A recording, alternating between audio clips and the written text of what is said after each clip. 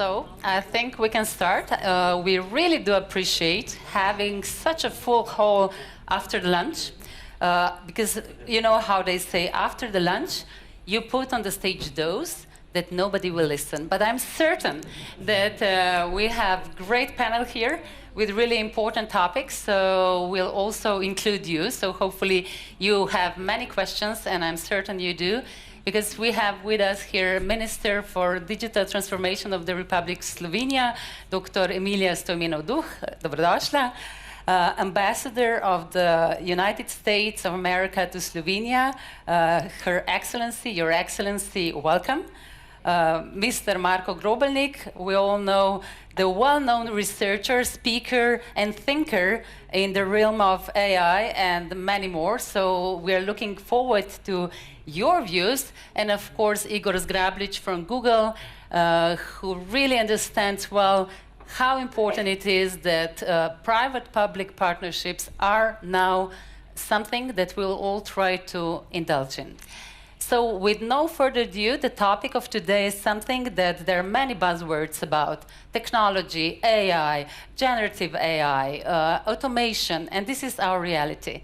But then again, for the first question, I really would like to hear, how do you, when you think about AI or generative AI, do you think in concept of a person, animal, computer? If you would have to have only one association with it, Marko, I'll start with you, because you always give us these new ideas. How would you see it? Just one first association. Just please push on the button. Yeah, this is maybe a very hard question. So actually, we scientists, right? So we think about this generative AI on two levels, right? One is understanding how it works. No, not why it works, how it works, right? We don't understand why it works. On the other side is we say, okay, this is a gift from God, right? Let's use it wisely, right? So these are two ways how we actually perceive, and there's a huge gap. This is why it works. To be honest, nobody understands. We will come back on that. Should we be worried because we don't understand? And of course, who is the God behind? Is it a human beings? But Ambassador, first association, how do you envision, when you think about AI, what do you see? I think of, is that it? Mm-hmm. I think of outer space because I think it's limitless. Interesting. Minister? Data, okay. Igor? My first Mike, please. Yeah. So my first thought is tool. Tool, okay. Yeah. You know why we did this? That you need to push so you're active all the time. But of course we'll talk about AI, but not only AI, about technology and how it changes everything. And maybe question, Marko, are we aware how it is already changed? Because somehow when you talk about technology, we always put it in the future, but the life is already changed. So in what stage everything is changed right now? Yeah, so how it got changed. So it's, you know, now let's say going back to this November the previous year, when we got this ChatGPT, right? So this was like for broader public, something which was visible, right? This is what happened, right? And suddenly, you know, months after, right, kids were already using it for homeworks, essays, and so on. So they didn't ask anybody, they just used it. And months after, the rest of the audience, right, professional ones. But on the other hand, why this was happening? This was coming, right? Over the last 10 years, if we go through the series of indicators, right, related to various AI tools, right? So this includes computer vision, speech recognition, speech synthesis, text understanding, and so on, a few others, right? So they all surpassed all this indicator human performance, right? This was okay. We kind of saw this, but there was not one single tool which was very accessible. And this was this ChatGPT moment, as we call it now in the community, the ChatGPT moment, right? So this term didn't exist before. Yeah, in this next 8-9 months, right? So maybe, okay, let me skip this. So in the last 3 weeks, I was at 3 conferences, right? All the discussions are just about this, right? Just about this, right? But when we discuss it, Marko, do we talk about technology or we talk about implications? Both. Both. Both. Okay. Both. All the time, both. Because, as I said in this my intro statement, right? So, on one level is discussion about technology as a tool, what Igor said before, right? And on the other level is the discussion about societal implications, job market, and what's next, and where are opportunities which are not covered yet, and so on. And it's interesting, Ambassador, you said you see it out of space, but then again, when we talk about it, it's so important that we are aware that Europe and US need to collaborate, because this is something that did not change. We are the best trade and investment partners for now already a few decades, and we still continue to be so. So how can we not compete and make each other better? Of course, because we want to grow, we want to have, we have same values or similar values. So how do you see this can help in our transatlantic partnerships? Well, you're right. We have the largest trade and investment relationship in the world. And it didn't just happen yesterday. It's happened over decades, over, I might even say centuries, that we have been trading with each other and competing with each other. But we always want each other to be prosperous. It doesn't work if one of us isn't prosperous. We both need to be prosperous and have healthy societies, and we need to foster our democratic values.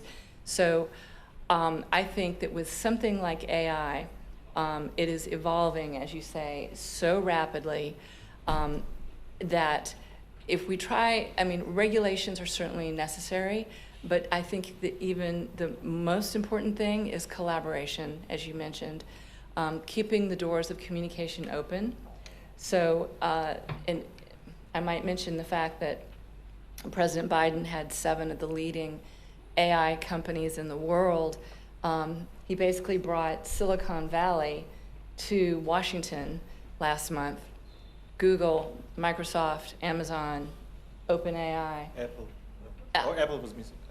Yeah, I don't think Apple was there, but you know better than I do. But Anthropic. I mean, it was an unprecedented thing to have all of these companies sitting at one table in the White House to talk about voluntary commitments for creating trustworthy AI, which is what our countries need. In order to keep cooperating and investing and trading with each other, we have to be able to trust that our technology is safe. And I think what he did was absolutely brilliant because he got a step ahead. And the truth is, AI, the keys to AI, are held by the private companies that created it. So we need to have communication open with those people as well as our fellow policymakers in the EU and the US.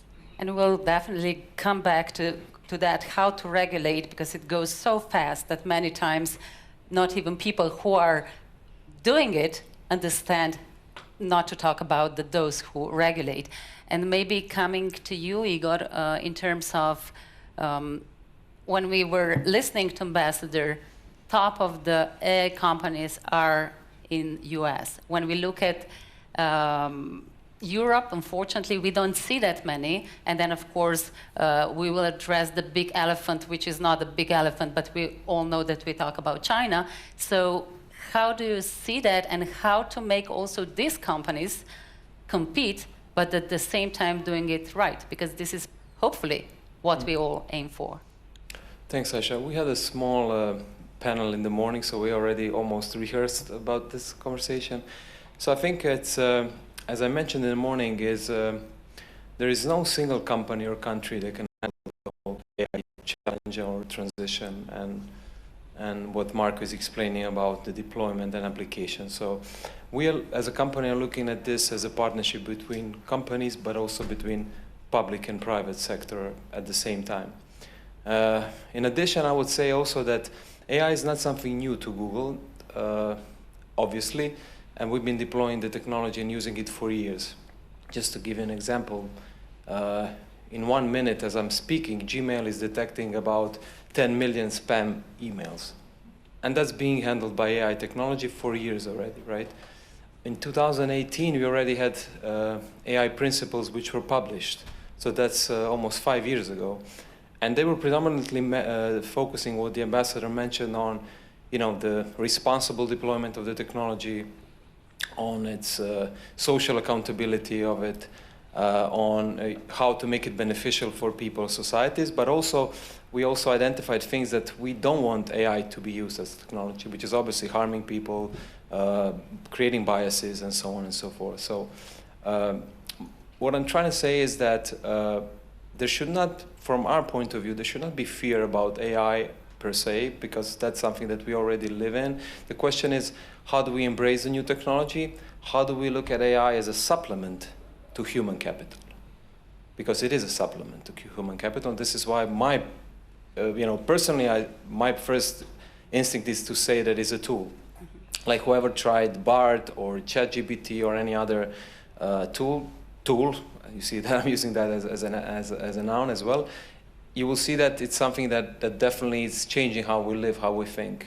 We also mentioned there was an exam in Croatia where a professor allowed students to use one of these tools for the exam. And for me, it was quite interesting to see how he approached it, and he accepted the grade. He graded based on the usage of technology. So I think a lot of things will have to be rethought and just looked from different angles. But as a company, we look at AI as an opportunity. Obviously also an economical opportunity, but for everyone. Mm-hmm. So I think according to McKinsey, it's about $26 trillion of potential value that can be created, or about 7% of global GDP that can be increased. Like, that's not something that only big tech companies would be benefiting, but also users, people who use the technology to innovate, to export, especially in C, where we are seeing companies scaling with technology. Okay, with US technology, which is even a better argument. Recently, Google acquired a Croatian company called Photomat. I never heard about Photomat before my daughter, who is in the first grade in high school, when she was solving a mathematical problem. So she asked me to solve it. I didn't know how to solve it. So she took a phone, she made a photo of the problem, and I see the steps, like, wow, incredible. And then I was able to actually explain her why this step and so on. And then, Google invested in a company which is basically using, it's a local company, which is using AI as a foundational technology for its own development and finally scaling. As of today, I think it's 100 million plus downloads and users in the world. Mm-hmm. So, Minister, do you think we forget about implications that are really everyday implications, and then in the broader sector, like health or all the others? Because you mentioned this is data, and understanding data in the right way is crucial probably in this world. So I would agree with Igor. It's not only Google who was using AI and machine learning for a long time. Just remember that in Slovenia we have 40 years of experience of not only research but also teaching in artificial intelligence and machine learning. So why I said data? We can use all these tools nowadays. It's because of the data that it's available and because of the computer power that we have it available. So are we using the technology in all the different sectors? Not optimally. I think we still have some room for improvement, but we can see more and more sectors that are using the technology. For example, yesterday we were hosting a ministerial on the Western Balkan regions, and we were able to listen also from other ministers from the region how they are using the new technologies in different fields. And also we presented cases from Slovenia, how AI is used in the public sector. And we saw examples from health, we saw examples from justice, very successful ones in Slovenia as well. We saw examples from the financial sector as well. But what we should do now is really to raise the awareness about how many opportunities this technology is bringing to the different sectors and how it can be used. So what, let's say, Slovenia presented as something that others could use for their... So what we presented, e-taxes portal. This was very useful for our colleagues. Then ZVEM, the e-health portal that we have in Slovenia. We also presented the e-justice. They're using AI. We also at our ministry are using now, we're preparing a new tool, e-synthesizer, I think it's called. Then we also presented how we are dealing with the digital skills in our country. And last but not least, the electronic identity card and the digital certification. Does Slovenia have ambition to lead the way? Because we all the time are mentioning Estonia, and rightfully so, they have many interesting initiatives. Is there ambition that we could, because we are always proud on Institute Jozef Stefan and what you did in this perspective. So is this an ambition of Slovenia? We're not only proud of Jozef Stefan Institute, but of all our research institutes that we have them in Slovenia. Just in the panel before, we were listening about the SMASH project, which is a great collaboration between the different research institutes and the universities in our country, who are also very successful here. But why is Estonia so different? First, because they started very early. They started in the beginning of the century. It was a decision made by the country that they would like to make a huge investment in digitalization. So now they have a lot of digital public services. But I visited Estonia last year. I'm visiting it next week again. But we saw that some of the systems that we're using in Slovenia now are upfront than the ones that are used in Estonia. So in Estonia, they started first, but it doesn't mean that they are still the best. So another thing what they did in Estonia is they're very good in promotion. So they were able to raise the awareness about how digital transformation is important for their citizens. They were promoting the public services, but believe me, when they were explaining us, they were facing with the same challenges. So when they introduced their electronic ID card, they explained us that the people, the citizens, were making jokes that they have the most expensive eye scratcher in the world. So now when we introduced our electronic ID card, which is, I believe, and it was also awarded as the best national ID card by an international panel of experts, still some people don't see the value. So what we can learn from Estonia, is how to promote to our citizens why digitalization matters, and of course to see how digital public services can be used. But when it comes to interoperability, when it comes to the infrastructure, in Slovenia we're not lagging behind. Marko, do you think it's time to do the leapfrog now? Because the question is, what about Europe? We were talking about where the big tech companies are from, and then we always ask, what can Europe do to keep up with the pace of change? Yeah, there are at least two possible answers, right? So if you talk about this new, modern, fashionable generative AI is one type of answer, but AI is so much bigger, right? And for this bigger AI, somehow it's another type of answer, right? So in a way, you know, things like AI, now for the broader AI, it's like playing football, right? So basically you count how many good football teams you have, and this is what makes your league strong, right? And Europe has some good number of strong teams, right, in all over the countries, all over the Europe, right?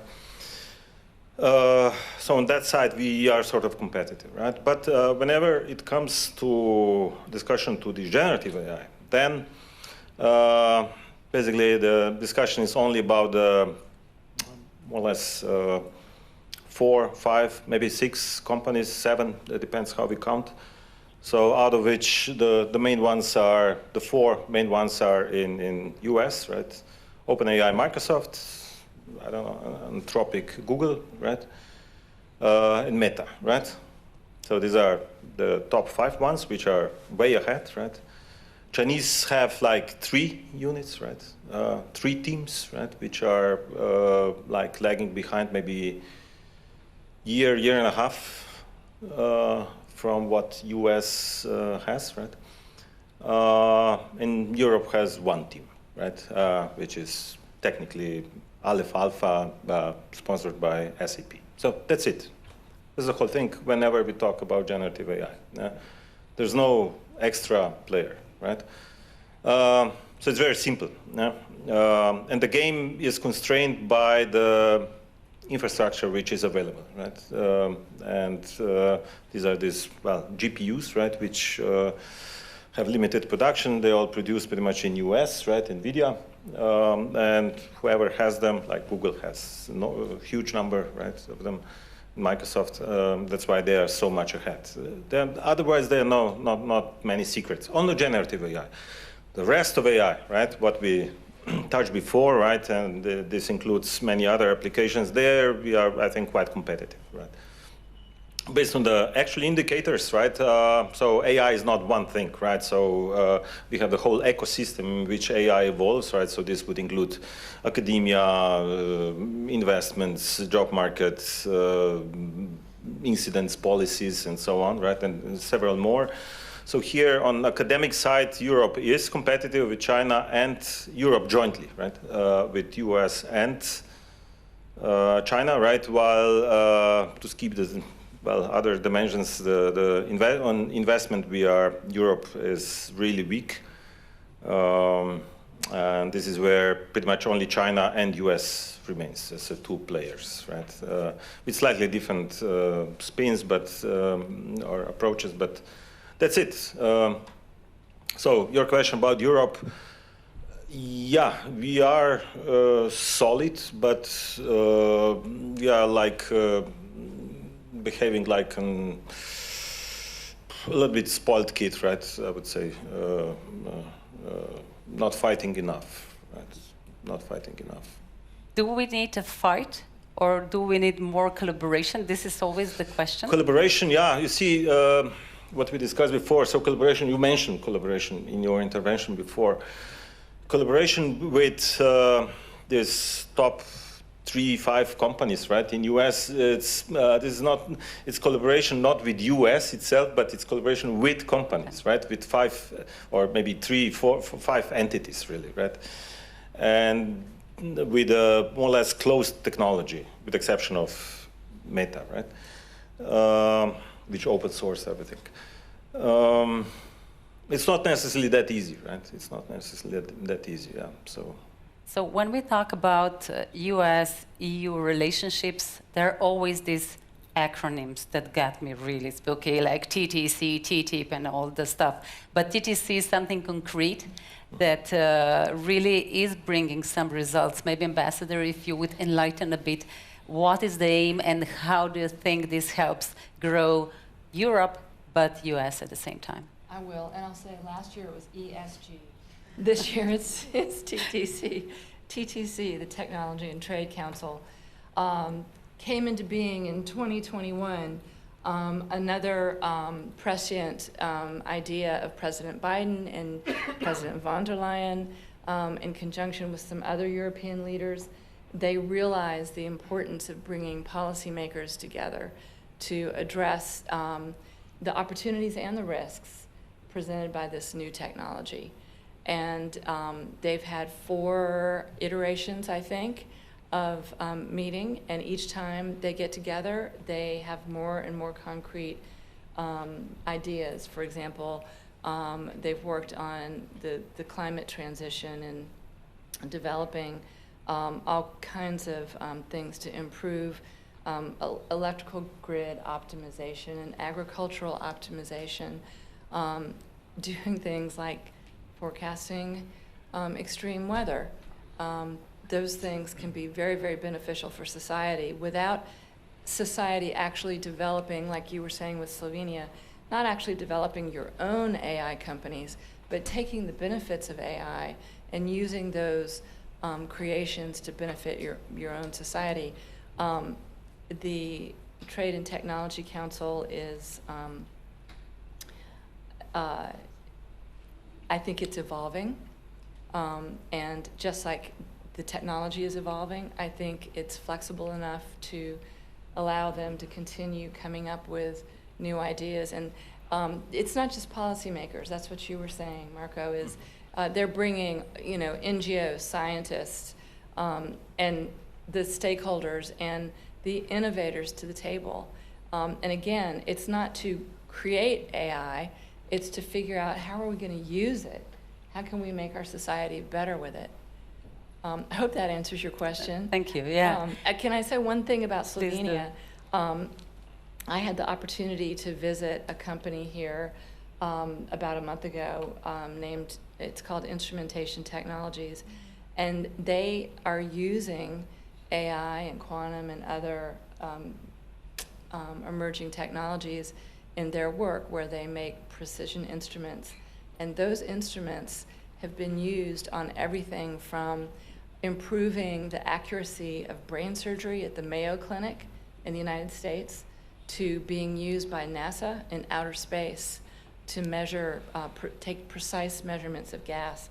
That's a Slovenian company at work, Slovenian technology and intelligence. And innovation, great. Yes. Maybe, Igor, if we come to you, and I'll combine two questions. One is TTC, how do big tech companies like Google see it? And of course, Marko was saying that there are 5 big players, and actually we are not collaborating with the country, we are collaborating with the company. So how do you see that, and why does it matter, why it is important? And then again, we heard about Slovenian really good usage, but then you mentioned Mr. Sobol and Photomat. We still need to have brain power also in the countries to create these companies that can use technologies. Maybe we cannot do a big tech company, but for sure we can be part of it. Thanks, Ajša. Last year, I think I mentioned that for the next Blood Forum, I'll be extremely happy if there is a TTC representative here. It didn't happen, but still, I think the TTC, and this is how our perception is that it's a great initiative, and it's probably the most meaningful platform to discuss, technological progress between the US and the EU. And I'm happy that, Ajša, you are, in a way, moderating this panel for many reasons, but one of them is, that we mentioned in the morning, is sometimes also, I think the Europeans forget the lucrativity of the US-EU economic relations, like, $7+ trillion per year. We are basically 75% of digital content is exchanged between US and the EU. And those figures are pretty much confirming not only the economic, but also the digital integration, right? So I think the TTC is extremely important. And it's great to have such a platform to discuss, as I said, the future of technology. And probably the most important thing is common standards for technology. With regards to AI, the ambassador mentioned, and we're also excited to work on the usage of AI on a couple of things, including early detection of some diseases like cancer, drought detection or forecasting, flood forecasting. Unfortunately, this service has not been deployed for this part of Europe yet. Hopefully, if it was, maybe we could have alarmed or done something for Slovenia before. So there are many applications of AI that are really extremely beneficial for societies, and that's the opportunity that I mentioned. With regards to Mark's comments, I think tech companies generally have a really open and an attitude of partnership, both with governments and the private sector in the countries. And it's just a matter of a strategy of a nation And if you know, there is a saying, if you know where you're going, all the winds will help you. But if you don't know where you're going, then any port is fine. So I don't think there is an issue in supply of knowledge, of capital, of technology, of people who will, our countries who would like to help you and support you. But the question is, how do you define yourself? Where do you want to go? What is your strategy? And that's relevant to every nation, every country, every organization like the EU, every family, every person. So I think it's an open floor to cooperate and to scale for the benefit of everyone. And I think the United States has shown that they are really the best partner of our region, especially in CE. I think there is no need to prove anymore. Like, I don't know what else is here to prove. I'm really proud that Slovenia is serving as a seat of 46 AmChams around Europe. And sometimes we, with our friends, always say, like, we are like two long-married couple that don't have spark anymore, but we should know that there is spark.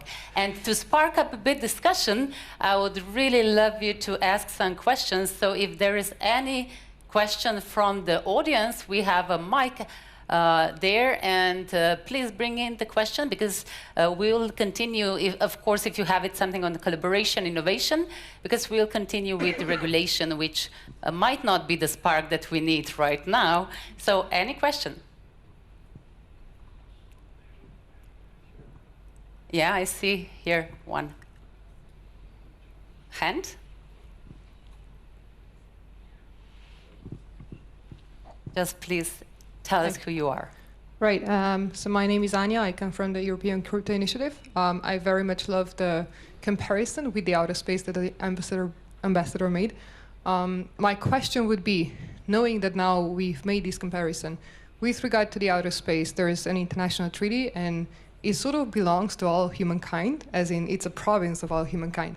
And now comparing it to the AI, I wonder if we all perceive it as being something that also belongs to everyone, knowing that it's based on the math, so it's discovered, not really created, and how you would regulate it further so that you prevent it's appropriated by the companies and claimed by all of us.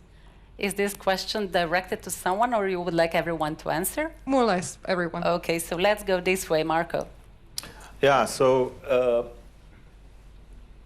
it's true that this modern AI, which produced breakthrough, was trained on data which was produced by whole humanity. This includes texts, images, voice, and so on, right? So in that sense, I think it could belong, right, to the whole humanity. Now, again, we as academics, right, so we so there, as I said before, so there are only limited number of groups which are capable of creating because of the necessary infrastructure. Google would be certainly one of them. Right?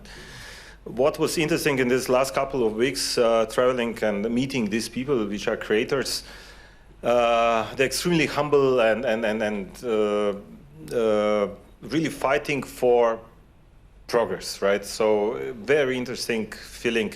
Usually academia was always kind of a little bit arrogant, competing to each other and so on. Now it's competing against what's possible, right? So this is, reminds me maybe on Planica, when people fight against what's possible, not so much against each other. So pretty much this is the feeling, right?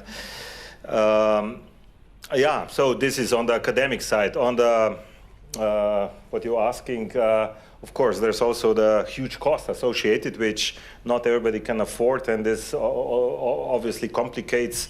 Copyright is there, and so on. These are more questions than answers, right? So at the moment, so it's kind of ongoing discussion. I'm sure you're following. So some of these lawsuits are being prepared. So I don't know. So we are excited about what's possible, right? Because we didn't expect this like a year ago, right? Ambassador, your view on that? Well, I'm going to say what he said. He's the expert. But no, from the U.S. perspective, what I can say is that we are extremely positive about the possibilities. And as for who owns it, that's a very interesting question from a legal point of view, which I haven't fully worked out in my own mind. I'm a lawyer, and I don't know the answer to that question, but I'm sure it will be worked out. They're scientists, and there are companies that are developing these things, but they're also sharing them. It's different. It's just a completely different world, and I think that we all should be very excited and work toward a positive future. Minister, I know you are kind of put on the spot. I'm so happy I'm only moderating. It's easier. So, Minister. First of all, Anya, thanks a lot. Other people should. Yeah, okay. Thank you. Thank you so much for this excellent question. We can talk on this question for hours and hours, and we don't have the answers yet, because the companies are using, but public data.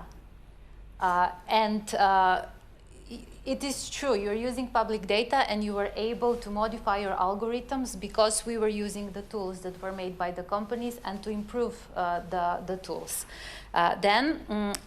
We are using public money, at least in Slovenia, we are using public money to train the engineers who are developing the algorithms.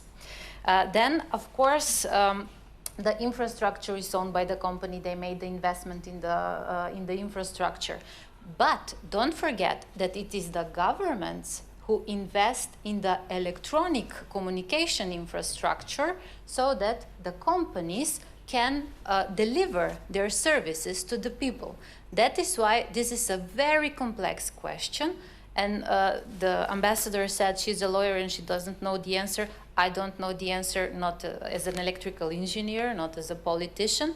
But if we want to make sure that we have responsible use of the technology and fair use of the technology, this is the questions we should talk about.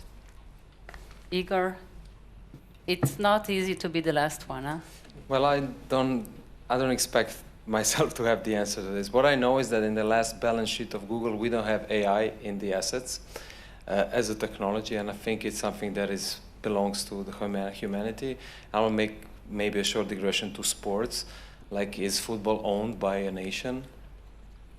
You know, okay, there are some nations which are winning the World Cup more often, but you know, Croatia was second and third. Slovenia was the European champion in basketball.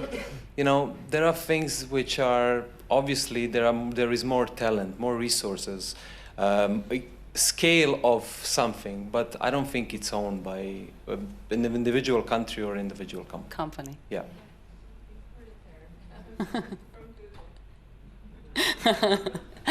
So now we want to maybe really go to the threats that it brings, because Marko said the God gave us and so on, and we are now talking who is behind, and we know our people and so on. So sometimes it's really mind-blowing when you start thinking about it, but then we all expect to have the red button that we can just push, and we say, okay, let's pause, let's see what will happen, let's discuss these ethical questions, but there is no red button. So luckily or unluckily, what's your view and take on that? Yeah, as you know, so I mean, this things, so AI policy regulation discussion started like maybe 6-7 years ago, right? With some kind of moderate pace, right? So OECD, UNESCO, and so on, right? Council of Europe started, so everything was fine, life was good, you know, documents were getting longer and longer, and everybody was smart and kind of felt safe, right? So, but then, yeah, the pace of technology accelerated so much that now it's simply not, there's a little bit of confusion, especially this year, right? So there are two documents which are legally binding in preparation this moment, right? So one is EU AI Act, right? So this is something which we will feel pretty soon, should be consolidated by the end of the year and will get in implementation next year in 25. And Council of Europe is preparing also another legally binding document which will sort of be synchronized with the EU, will be, right? So it should be fine. And so this is what's out there.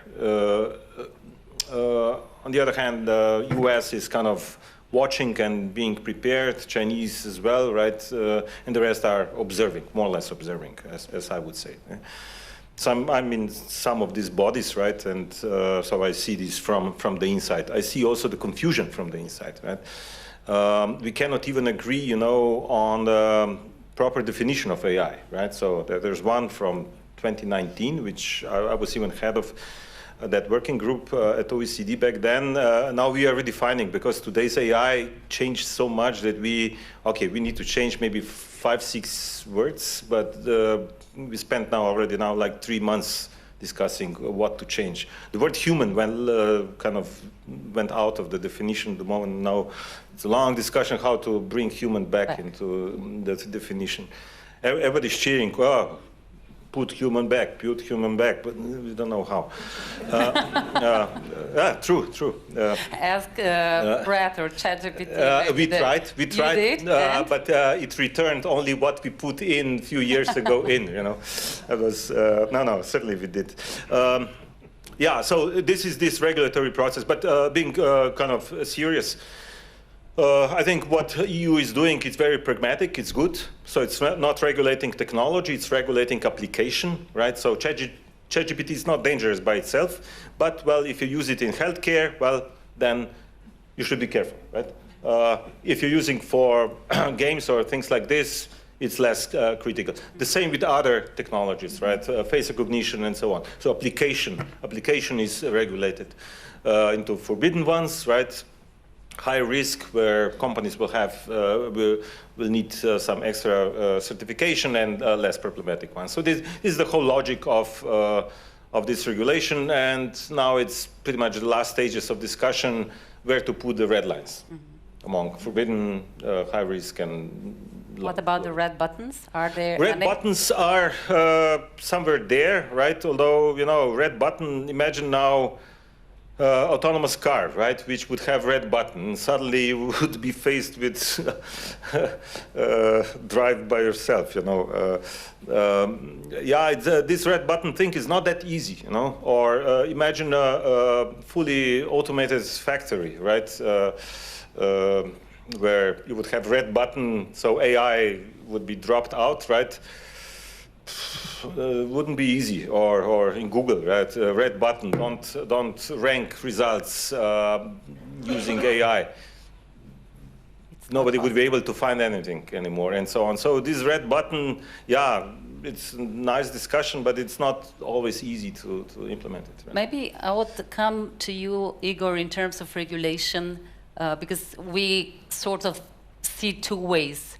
Maybe US way that makes more possible to innovate, or even not. Say that I'm wrong, but now I'm putting my business hat on, and I always think, oh, why we regulate so much, and why we over-regulate here in Europe, and then maybe even in Slovenia. And then I'll ask Ambassador and Minister to put their views. But how is your company seeing regulation on both sides of Atlantic? And we all know that it's super important that it converge and come similar if you want to, that AI and technology really is for everyone.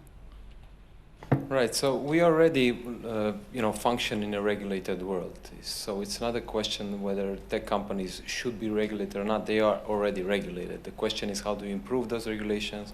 How do you adapt, as the minister said, to the new developments, new changes, and so on? So that space already exists. The question is, how does regulation help and enables innovation, foreign investments, growth, and so on?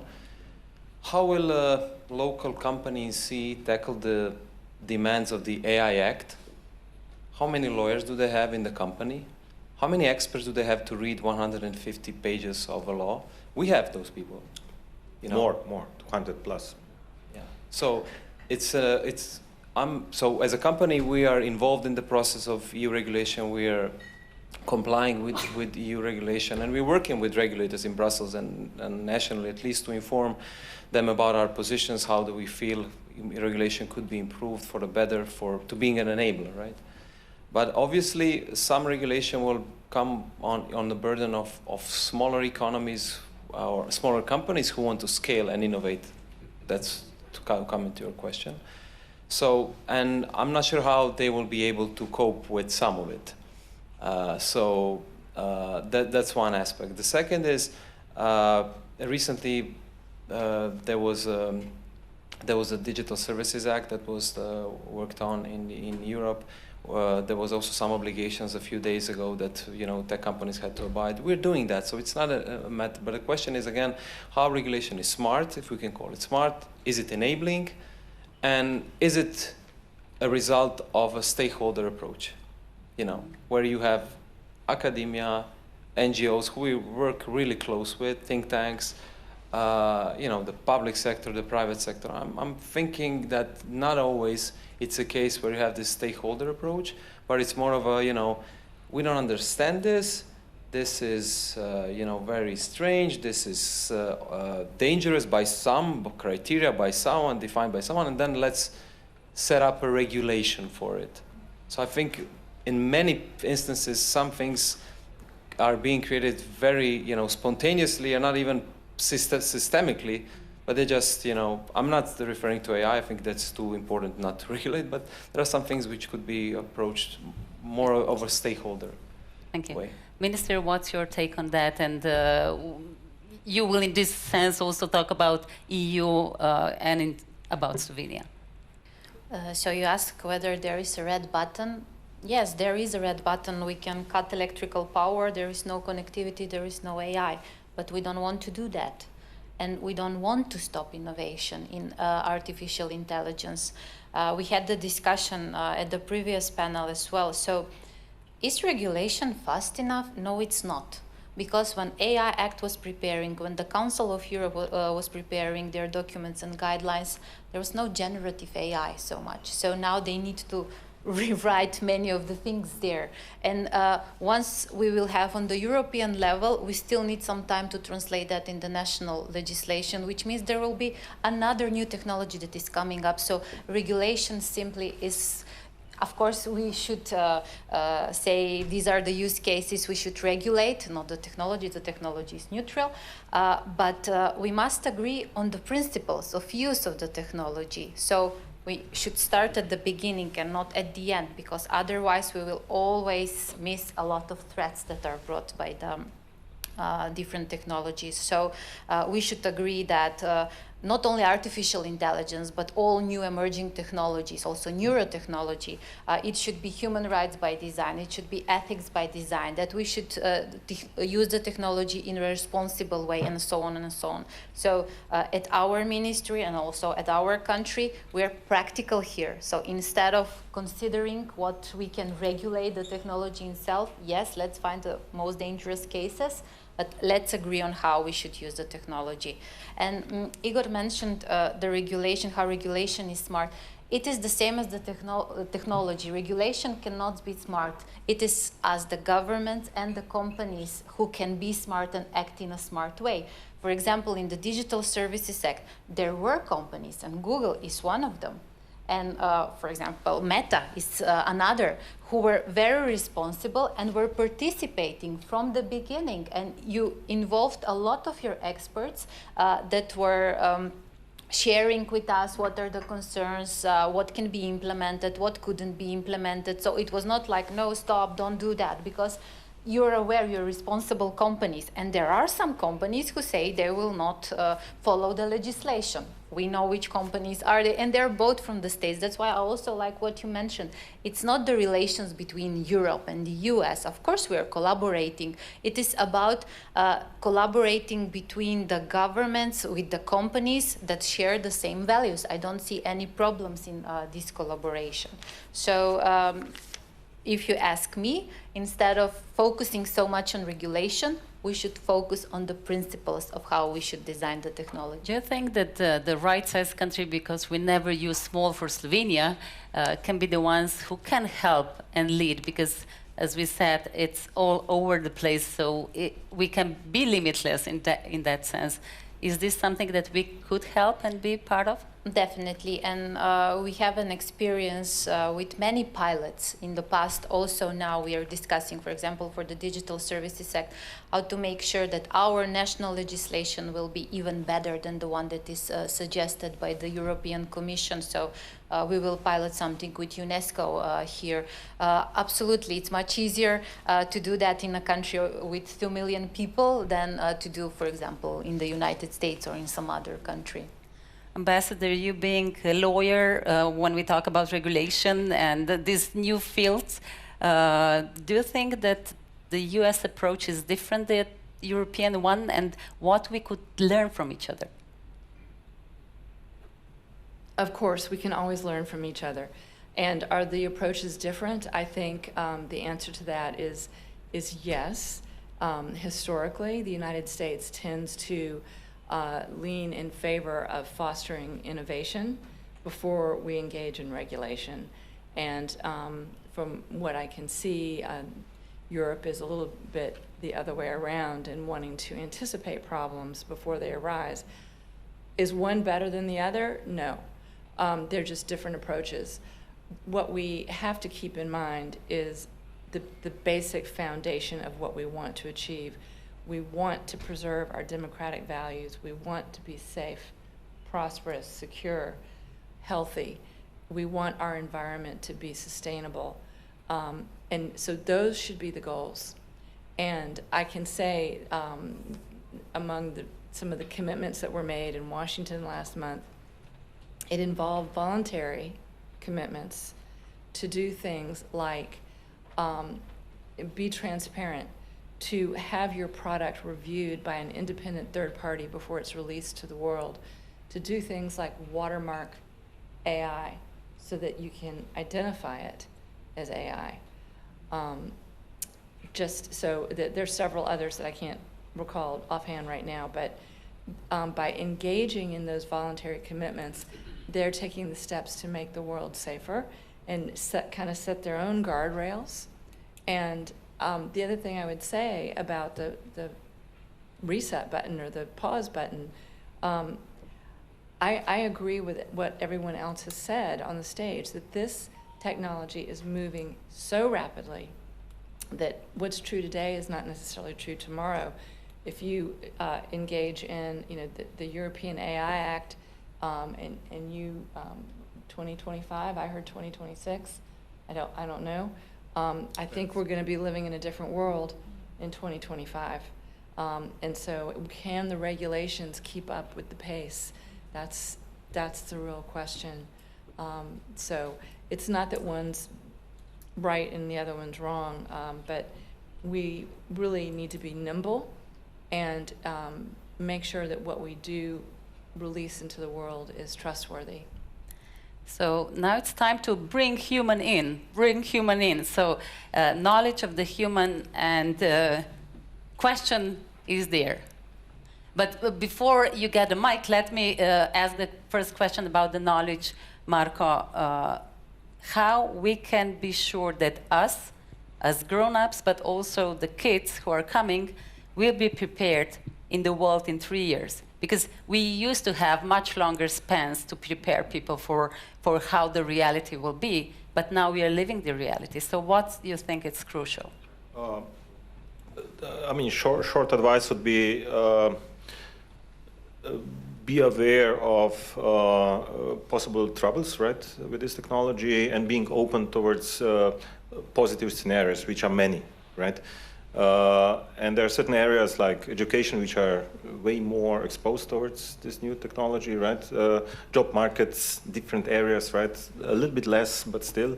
And in my impression, or my understanding, the big wave, right? The tsunami is only coming, right? So this is only a small preview of what we've seen in the last 8 months, right? Yeah, not having this fear of okay, this ChatGPT or this technology came and soon it will be over. So let's close our eyes and it will be over. It won't be over, right? So let's embrace it in a positive way, right?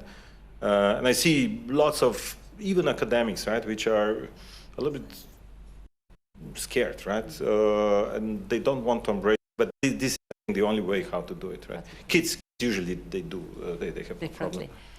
Please. Yeah, thank you very much.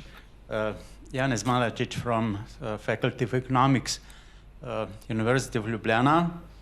I would like to add some comment and question.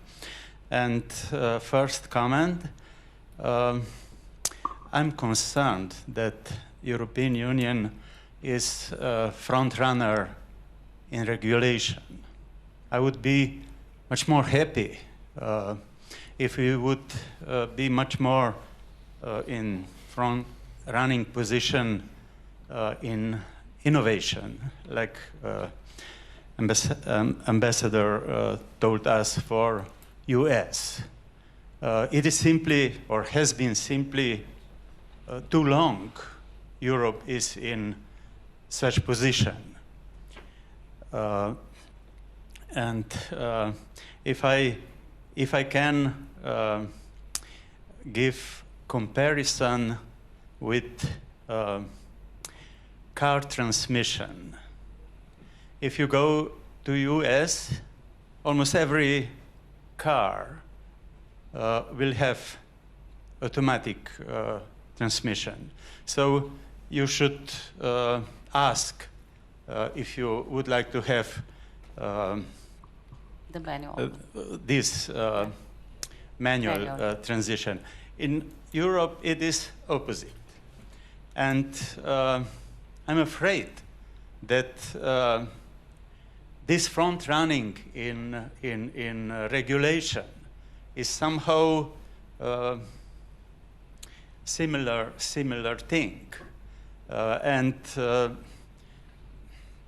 chip making and some many other examples show us that it is simply necessary to change this thinking. But on the other side, you have older and older population in Europe, old people, look at my hair, are not very much for innovation. So how can we in Europe overcome this situation with this new technology? Thank you. Thank you so much. I guess we would need another few days, not a few minutes that we are left, but would anybody like to tackle that? And then we have two more questions, one from Igor and the other from Stipe. It's so good to be in Slovenia, we know everyone. So would anybody like to answer that one? I can just brief answer. I mean, it's there are a couple of structural problems, right, on the European side, and you are expert for this job market, right, issues, if I know well, right, so, because we know each other in Slovenia, right? And so one is being risk averse, right, in many ways, right, so this holds us back in when we try to be front runner, right, and we are not like uneducated. We are educated. It's just that we are risk averse, and that this is one very fundamental cultural issue which we have, right? How to change it was your question. I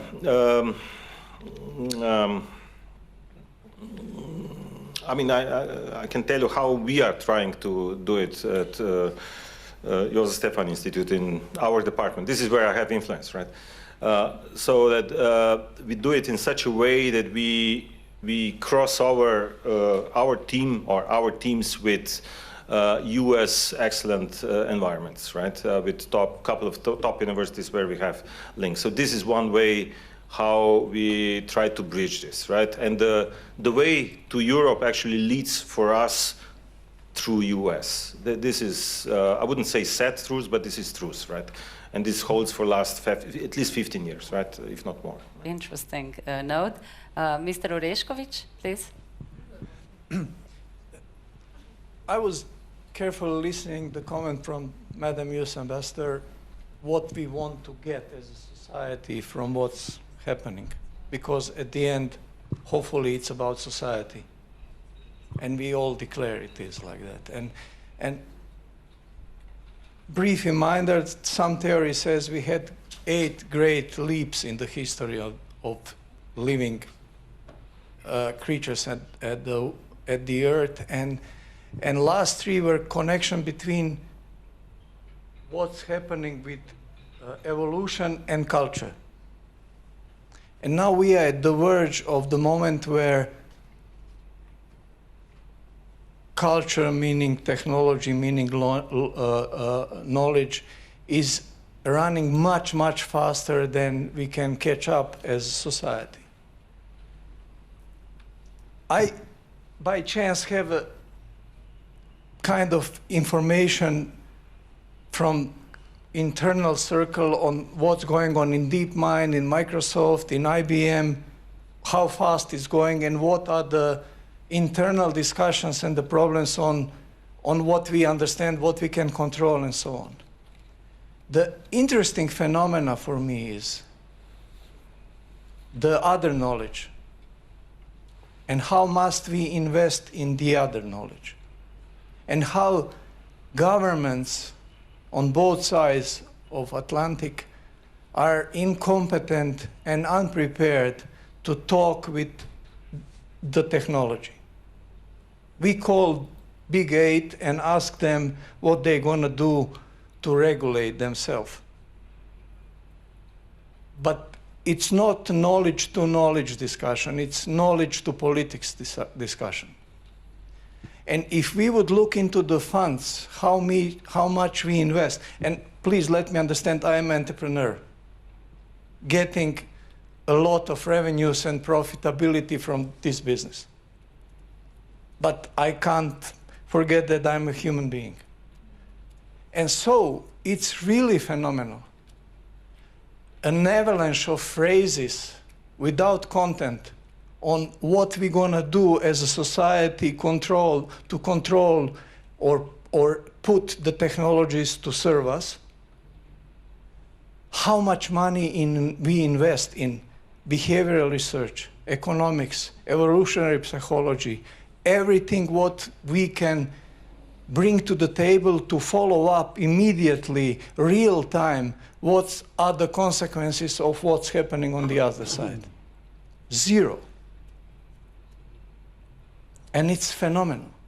Even UN convening meetings and calling politicians to talk about they don't understand, they don't have data because the data are the same on the both sides. Don't underestimate the big data behavioral economics is dealing with, for example. And for me, it's like we are hypnotized. Thank you. Thank you, Mr. Orešković. Mr. Zorko, now you get the mic. And I promised you, Marko, that you will be on time for OECD meeting. So let's skip the science and let's go without you. No, I'm kidding. If you can stay for another question, I'll be really happy. So Igor, please. I think it should work, huh? It should work, yeah. Okay, just one thing is very important, because we have to remember that we don't have boundaries in the virtual world, so not US, not Slovenia, not EU, and so on. So in the virtual world, in digital world, we don't have this kind of boundaries that we have in physical world. So I think it's very important things. One is that we have some kind of standards. So standards for regulations, how to work, how to live, how to react. So some kind of standardization. I think it's not just European or US, but it's global. I think we have to do that because we move in the virtual world. And the second one is competences. So we have to educate the young. There are several learners now. They learn themselves through the usage of different technologies. So we need literacy. We need as we learn math and physics and Slovenian, we have to learn also the digital, so the computer science, informatics, the how to act in this virtual world, and we are waiting for that. We'll wait tomorrow and so on. We don't have time, so we have to do it now, the first and the second. Thank you so much. Yes, please. I can tell you that at the Trade and Technology Council, standardization is definitely something that they're working on. They have developed what they're calling an AI roadmap, and as part of that, they are establishing common terminology so that it can be used worldwide. So I know that is being, you're in sync with that thought. And maybe, Marko, before you leave, I know that you also believe that there is competences and there is knowledge. So is it important that our kids would learn it from the scratch, like having, we at AmCham, now I put my AmCham hat on, really think with the broader alliance of Gaza and many other business associations, we think it's necessary that there is a subject in the primary and secondary schools on that. Sure, yeah. So here's the living proof, my son, right? He was taught AI from the very beginning, and yeah, well, worked out pretty well, right? I lack this in our schools, right? So Emilija probably has some more answers to this, right? Why it's not happening, right? Anyway, so you can explain later on, right? But so simply this is not happening in Slovenia, and this is catastrophe, right? So lagging behind, if we start discussing seriously today, in the best case in 2-3 years, right? So this computer science AI would get into schools, and the first results would be in so many years after, right? So maybe 8 years after, right? Yeah, you see, this is reality, right? And we are competing with the nations which have this, right? We are still discussing, do we want this or not, right? So that's not the question. Yeah. Okay. With last, yes, please do. Please. So I would like to explain first what digital skills and competences are. Digital skills and competences are not only coding, and we are aware of that. So a subject of computer science will not solve digital literacy. We can have a subject of digital literacy if you want, but we need to add all the skills and competences that are necessary. What is the problem now? We don't have teachers.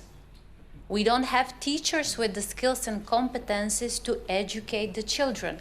Our ministry invested just this year a lot of millions, so we're starting with the digital skills and competencies trainings this month.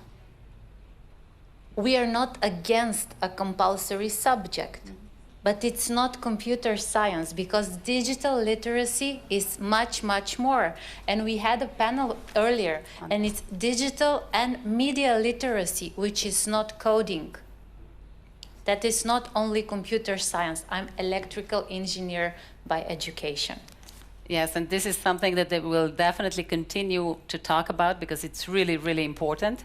With that, let me come back to you, Igor, on the terms of knowledge, on the terms of, we were discussing before, where to get talents. Is everyone, really working for big tech, or we still have competent people back in the countries who also work like, let's say, Mr. Sobol, and then can become part of Google? So how do you see it?